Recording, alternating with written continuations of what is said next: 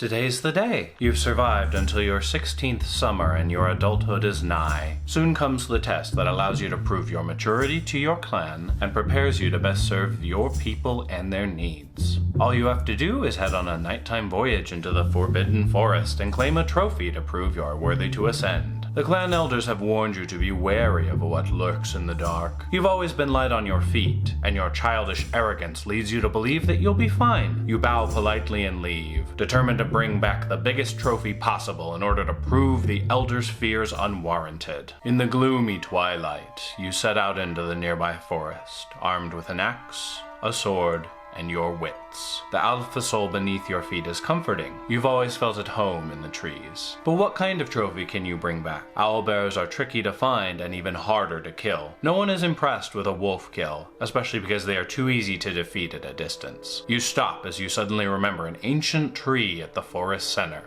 It was a couple years ago, but you remember there were some magical runes glowing softly in the base of the tree. It is now fully dark, and the predators of the night have emerged. An owlbear hissed at you from the shadows, but thankfully there was a nearby tree you could climb and wait in until the owlbear lost interest and wandered off. After hours and hours of walking, you finally reach the grove where the ruined tree stands. It is almost as you remember it, save you feel watched. You turn around several times to inspect your surroundings, but nothing is visible. You quietly slip your axe out of its strap on your left hip before you proceed forward towards the tree. You reach the tree and find many runes, all arranged in a perfect circle around the tree's massive trunk. Any of them will do, so you raise your axe and brace your body to deliver the mightiest of strikes. As the axe whistles down towards its target, you hear a murmur of disapproval before you feel a sharp pain in your hands as your axe head is blasted off target by a sudden strike. You spin wildly with inertia before you can slow yourself down enough to draw your sword. You bear both axe and sword towards this newcomer, adrenaline thundering in your veins. A creature made up of bark, leaves, and some otherworldly beauty stands before you, its face bearing a disapproving look. It murmurs in a language you recognize but can't speak, the language of elves. Your lack of comprehension is written on your face, because the creature tries to communicate in a different language, one you've heard the elders speak in the dead of night. It must be trying to cast a spell on you. You hoist your weapons and take a swing, but before your strike falls, the creature simply steps into the tree and vanishes, leaving you attacking empty air. You suddenly feel much calmer, as if something is forcefully suppressing your adrenaline and your will to fight. You try to resist this feeling, but it is simply too strong. Proud daughter of the Geowoks, harm not my tree. Your heart is pumping faster than ever. Return to your clan, little one. You may return to the forest when you respect it. The voice is soothing, and it is impossible for you to refuse its request to leave. You quietly sheathe your weapons and turn from the tree to start the long journey home. You arrive home safely despite taking the straightest path back, almost as if you were protected. The only person you confide in is your grandmother, who holds you close after the story. Oh, Oshatik. Be happy the Dryad was kind to you. Not everyone returns from their nighttime hunt, and especially not after angering a spirit of the forest. Your trial will come again, and you'll remember to respect her and her home. Welcome back to a Compendium of Monsters.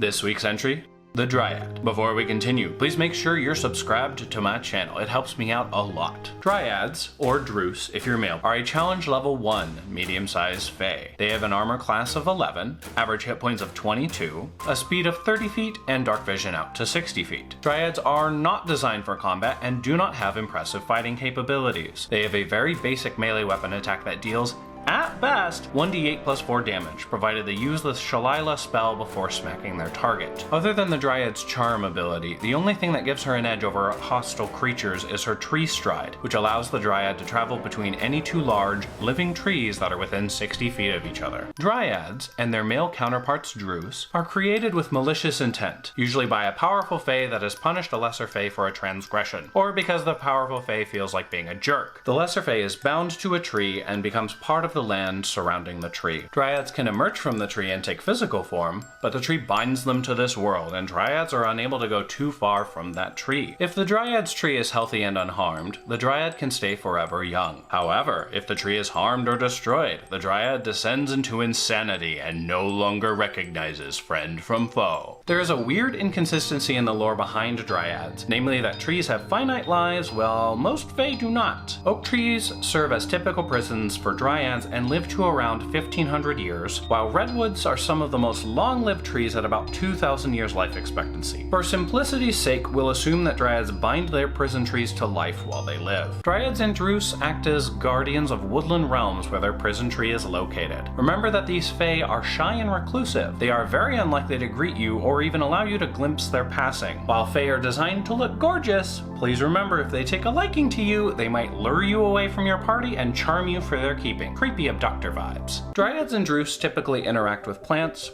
animals, and other denizens of their realm. They form symbiotic relationships as often as they can and will not hesitate to participate in a battle to protect the forest. A Dryad or Druce can muster powerful sylvan allies for combat.